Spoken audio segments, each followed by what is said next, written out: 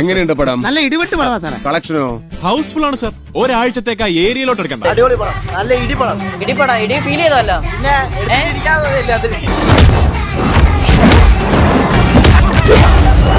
ഇതൊക്കെ കേട്ടിട്ടേ എന്റെ മസിൽസ് വെട്ടി കേറിയിട്ട് വയ്യ. എന്തോ സീരിയസ് ആയിട്ട് വിഷുവിന് തൂത്തുവാരാൻ പറ്റിയ പാടമാണ്. ഇയാൾക്ക് മിണ്ടാനും പറ്റില്ല, മിണ്ടാതിരിക്കാനും പറ്റില്ല, അടിയോടടിയാണ്. എന്താണ് ഇങ്ങനെ ജീവികള്? വേറെ രക്ഷയില്ല, നൈസ് പടം. വിഷു തകർക്കും.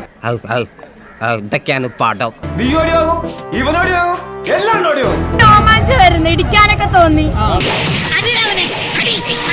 It was fantastic.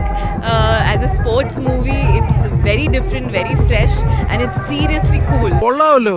എന്നാ ഡിമാൻഡാ? ഇതിലൊരു 3 പഞ്ച് ഞാൻ മേടിക്കുന്നുണ്ട്. അതൊരു നാഷണൽ ലെവൽ ബോക്സറിന്റെ കയ്യിൽ നിന്ന്.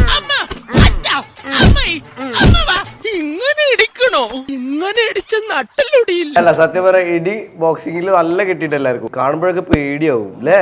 അങ്ങനെ ഇടി കിട്ടിയിട്ടുണ്ട് എല്ലാവരും. അതുകൊണ്ട് നല്ല ഇടി അങ്ങനെ കൊടുത്തില്ലേ, ഇങ്ങോട്ട് കിട്ടിയില്ലേ എനിക്ക് ആരും അറിയണ്ട. അടിപൊളിയായിട്ട് വിളിച്ച് പടമൊന്നും അങ്ങനെ പോകത്തില്ല. കിട്ടില്ലായിരുന്നു. അതായത് പ്ലേസ് ചെയ്തേക്കുന്ന രീതി, മേക്കിംഗ് നന്നായിട്ടുണ്ട്.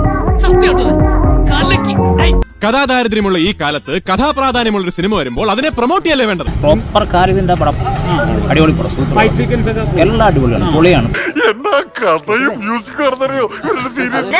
വിചാരിച്ച പോലെയല്ല, കയ്യടി പൂരായിരുന്നു. ഇത്രയും നാള് ഒരു പടത്തിന് വേണ്ടി പ്രിപ്പയർ ചെയ്യുന്നത് ആദ്യമായിട്ടാണ്. ആണല്ലേ? എനിക്ക് തോന്നി എല്ലാത്തിലും ഒരു കലാകാരന്റെ കരവിരുത് പ്രകടമായി കാണും. ഇപ്പം എടുത്തോറാണ് ക്യാമറ വർക്ക് എല്ലാം സൂപ്പറായിട്ട് ചെയ്തിട്ടുണ്ട്. എന്ത് പൊളിയാണ് അയാൾ പൊളിച്ചത്, തകർത്തു.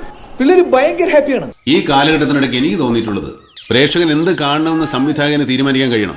സർ മമ്മൂക്കയുടെ ബസൂക്ക, കച്ചറ സ്കോറ്, കച്ചറ മേക്കിംഗ്, ഇതിങ്ങനെ കണ്ടിരിക്കുക എന്ന് പറഞ്ഞു കഴിഞ്ഞാൽ അസഹനീയ അരോചക പരിപാടി. എന്താണ് നിങ്ങൾ ഈ പറയുന്നത്? അവനെ പറ്റിട്ട് നാട്ടുകാർക്ക് അങ്ങനെ ഒരു അഭിപ്രായം ഇല്ലല്ല സാറേ. ഞങ്ങൾ ഫാൻസുകാർ പറയാണെന്ന് വിചാരിക്കണ്ട. സെക്കൻഡ് ഹാഫിൽ ഒരു 4 സീനുണ്ട്. അറിഞ്ഞു പിടിച്ചിരിക്കുകയല്ലയോ മമ്മൂട്ടി സാറ്.